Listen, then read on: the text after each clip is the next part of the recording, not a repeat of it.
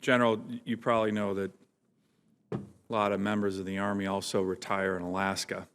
So I want to make sure you keep that option open too. We don't have such great golfing, but we got better hunting and fishing than North Carolina. So I hope you keep an open mind on that. But like all the other members of the committee, I want to thank you for your service, exemplary service, and not only to you, but your family as well, because as you know, families serve when their members are serving. And so just want to thank the whole clan for your decades of service. I wanted to follow on the question that Senator King raised. And I'm just asking your view on it, because I think sometimes we actually, certainly I do, get a little confused on the difference when we have members of the military testifying in front of this committee. You broke down the difference between what you called a policy decision versus a military decision. To me, I'm not sure there's such a clear dichotomy.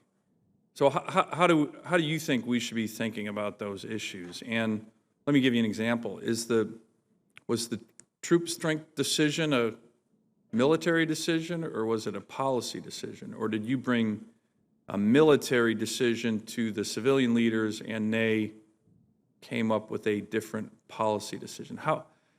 I'm not clear what you meant by the distinction, and I'm not 100% sure there's a fine, bright line between the two of them. Sir, thanks for the question.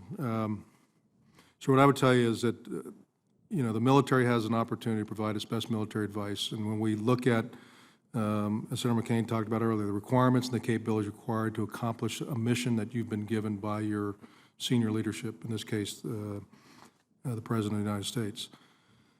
And so we take many different, we take some assumptions of that plan, and we work through that, and usually there's 3 or 4 different courses of action. And the 5500 is probably one of those different courses of action. What I can't get into, sir, is all the giving back and going back and forth and taking a look at that both from a military perspective and then as you engage with the interagency, because there's, what we look at is risk to force and risk to mission. So, the military absolutely has the responsibility to provide, what it thinks is necessary to accomplish the mission. But there are also outside factors that tie into that we have to understand.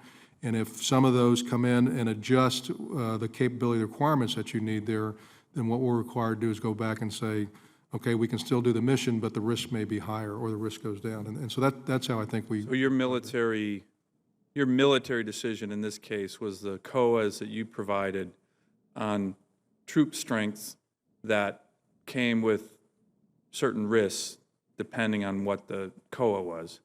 And the policy decision was ultimately the decision chosen by the President to go with 5,500. Is that a good way to think about it? Well, so I think, again, the decision, ultimately the President makes the decision, and that's the policy that we follow. But again, there's a lot of give and take as we go through there, and we have the opportunity at all different levels to provide our input. Sometimes the input is taken, sometimes it's not taken. But I think that's part of the process as we move through there. And I think we've learned many of those lessons over several years of how we work within this process to do that. And I'm very proud that, we have great leaders like Joe Dunford and others, General Dempsey and others that have helped us get through this process. But we absolutely have to provide our input. And if we can't live with that, if there's something we can't live with, then we have to say so. Right. And then okay. We follow orders, sir, and you follow your last orders first. And I appreciate if you can't that, live with it, if it's not immoral, it's not illegal, all right, then you got to do the best of your ability to make sure that you can accomplish the mission. Let me ask another question on the safe haven issue on the border between Afghanistan and Pakistan. Is that solvable? And if it's not solvable, do we have a perpetual problem with the Taliban, with the Haqqani network, with Al-Qaeda? I mean, how should we be thinking about that? Because it doesn't seem like that looks like it's going away anytime soon. And it certainly has had to be an enormous frustration for you to be ready for a fighting season and then know that some of the enemies that we in the Afghan army were battling go to the other side of the border, train, equip, rest, and then come back at us. How should we think about that issue, which seems to not get as much attention as it deserves, but in my view seems to be one of the most critical issues we face in the entire region? Sir, thanks. Again, I think we have to continue to work with Pakistan. Pakistan and Afghanistan got to work together. They got to talk military to military and how they can get after a common enemy that knows no border, knows no boundaries. Transnational terrorism does that. Pakistan and Afghanistan have a lot of ungoverned space. This is going to be a problem for years and years and years. This is the terrorism piece is a generational issue. The one way that we can get after it is to continue to build upon the capability of Afghan forces to fight this enemy. But I believe we're always going to need a CT presence of some sort as we continue to build their presence to keep pressure on so that we don't allow this transnational terrorism to come to the homeland of the United States. And if I may, Mr. Chairman, I know my time's up, but seeing that thank you. I just want to follow up on the last point you made. And one of the things that I think is important for our military leaders, civilian leaders, members of Congress, is make sure that we're having a discussion not only in these kind of settings, but with the American people on what the challenges that we face, what the